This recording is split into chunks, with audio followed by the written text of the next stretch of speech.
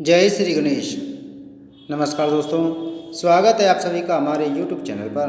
दोस्तों, आज मैं आपको मार्गशीर्ष कृष्ण गणेश चतुर्थी व्रत की कथा सुना रहा हूँ। पार्वती जी ने गणेश जी से पूछा कि अगेन कृष्ण चतुर्थी संकटा कहलाती है, उस दिन किस गणेश की पूजा किस रीति से करनी चाहिए। गणेश जी ने उत्तर दिया कि हे हिमालय नंदिनी, अगेन में पूर्वोक्त रीति से गजानन नामक गणेश की पूजा करनी चाहिए।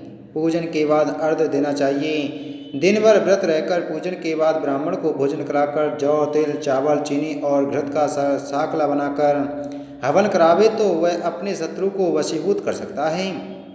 इस संबंध में हम तुम्हें एक प्राचीन इतिहास सुनाते हैं। प्राचीन काल में त्रेता युग में दशरथ नामक एक प्रतापी राजा हो चुके हैं। वे राजा आखेट प्रिय थे। एक बार अनजाने में ही उन्होंने एक श्रवण कुमार नामक ब्राह्मण का आखेट शिकार करने में वध कर दिया। उस ब्राह्मण के अंधे माँ बाप ने राजा को श्राप दिया कि जिस प्रकार हम लोग पुत्र शोक में मर रहे हैं, उसी भांति तुम्हारा भी पुत्र शोक में मरण होगा। इससे राजा को बहुत चिंता हुई। उन्होंने पुत्रेष्टि यज्ञ कराया। फल स्वरूप जगदीश्वर राम ने चतुर्भुज रूप से अवतार लिया। भगवती लक्ष्मी जानकी के रूप में अवतरित हुईं। पिता की आज्ञा पाकर भगवान राम ने सीता और लक्ष्मण के साथ वन में खरदूषण आदि राक्षसों को वध किया।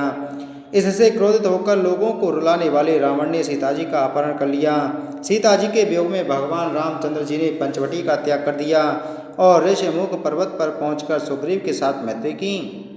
तत्पश्चात सीता जी की खोज में हनुमान आदि बानर तत्पर हुए। ढूंढते ढूंढते बानरों ने गिद्धराज संपाति को देखा। इन बानरों को देखकर संपाति ने पूछा कि तुम लोग कौन हो, इस वन में कैसे आए हो, तुम्हें किसने भेजा है, यहाँ पर तुम्हारा आना किस प्रकार हुआ है। संपाति की बात सुनकर बानरों ने उत्तर दिया कि भगवान विष्णु के अवतार दशरथ नंदन राम जी सीता और लक्ष्मण जी के साथ डंडक वन में आए हैं। वहाँ पर उनकी पत्नी सीता जी का अपहरण कर लिया गया है। हे मित्र, इस बात को हम लोग नहीं जानते हैं कि सीता कहाँ हैं। उनकी बात सुनकर संपाति ने कहा कि तुम सब रामचंद्र के सेवक होने के नाते हमारे मित्र हो। जानकी जी का जिसने हरण किया है और वह जिस स्थान पर रहता है वह मुझे मालूम है। सीता जी के लिए मेरा छोटा भाई जटायु अपने प्राण गंवा चुका है। श्री रामचंद्र जी के चरण कमल का स्मरण कर हमारे भाई ने अपना शरीर त्यागा है। यहाँ से थोड़ी ही दूरी पर समुद्र है और समुद्र के उस पार राक्षस नगरी है। वहाँ शीशम के पेड़ के नीचे सीता जी बैठी हुई हैं। आप लोग देखिए, रावण द्वारा अपहरण की सीता जी अभी भी मुझे दिखाई दे रही हैं। मैं आपसे सत्य कह रहा हूँ कि सभी बानरों में हनुमान जी अत्यंत पराक्रमशाली हैं, अतः उन्हें वहाँ जाना चाहिए।